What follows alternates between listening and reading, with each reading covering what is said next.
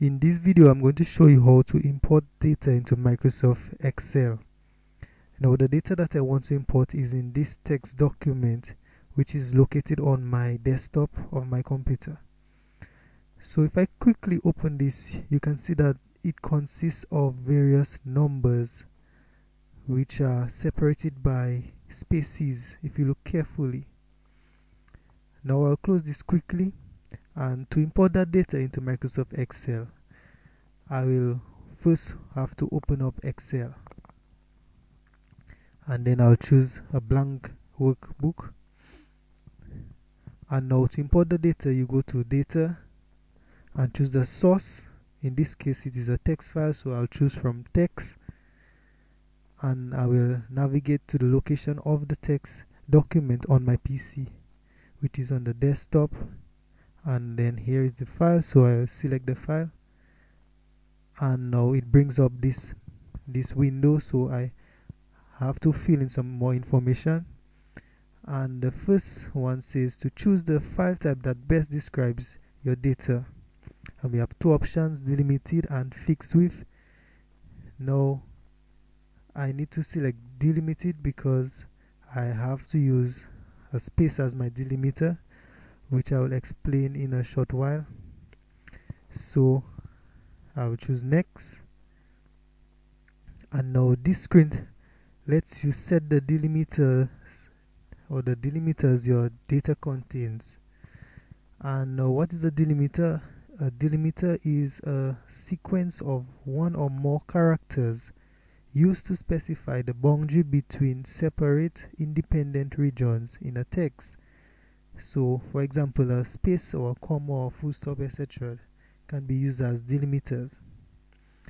And now if you check the data preview, and at the beginning of the video I showed you that there are spaces between each set of numbers, so therefore I need to use a space as my delimiter. So I will choose space, and if you look at the preview, every time there is a space, the number goes into another column. So now in the preview you can see that each set of number goes into a separate column, which is what I want. Now this last option says to treat consecutive delimiters as one. I need to keep this check because if there are two spaces, then it will treat these two spaces as one delimiter. So I will not have an additional set of columns, an additional column. Now I'll choose next, and then this screen lets you select each column and set the data format. Now if you look below in the data preview, you have the data format is already set to general, which is what I want. General, in each column, general is the data format, and because general converts numeric values to numbers, date values to dates, and all remaining values to text. So in this case I have numeric values, so I need to keep it as general, so I will click finish for now.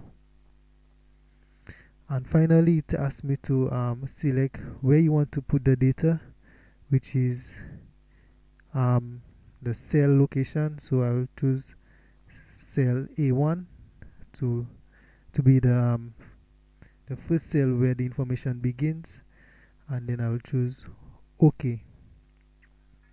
As you can see, the information has been automatically imported from the text document into Microsoft Excel, and then we have three sets of three columns or with the main information, and this column has 0.03 repeated and 0.01 repeated also. So I guess this is just an error in the text document, which has probably a duplicate of the numbers. So this is how you import data into Microsoft Excel. Now using the data, we're going to do the following: create a scatter graph and place it in a new sheet, add a trend line to the curve graph, save it as scatter on the desktop.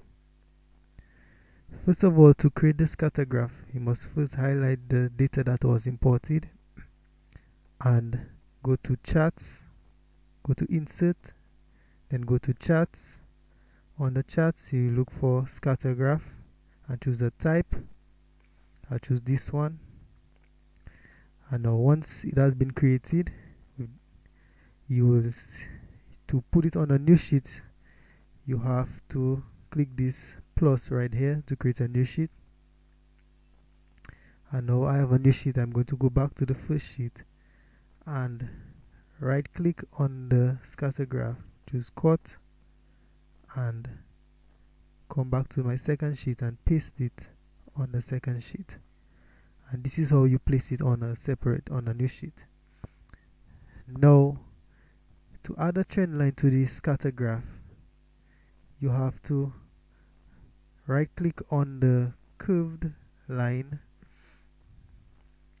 click add trend line, and choose the type of trend line that you would like. In this case I would like it to be linear, and as you can see that's already automatically placed the trend line for the curved line. If I would like it to focus the information for up to 2, I would use this option right here that says focus forward or backward. In this case I want it to go forward, so if I look at the information it is going by 0.5, so I need to add 0.5 right there and press enter, and then as you can see that's forecasted the information up to 2. And now we have completed adding trend lines to our scatter graph. If you like to change the color or add any formatting of the trend line, you could come here, click on this fill and line option, and then on the color you could change the color to red or whatever color you like, and then on the dash type you could choose remove the dotted line to put a full line. And that's it for adding trend lines.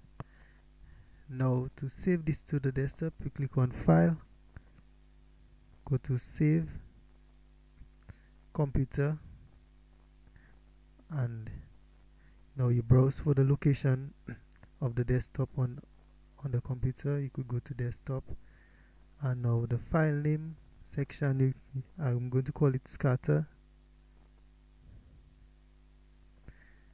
and click on save. So that's it for creating a scatter graph and adding a trend line to it. Thanks for watching this video, and I hope that it helps.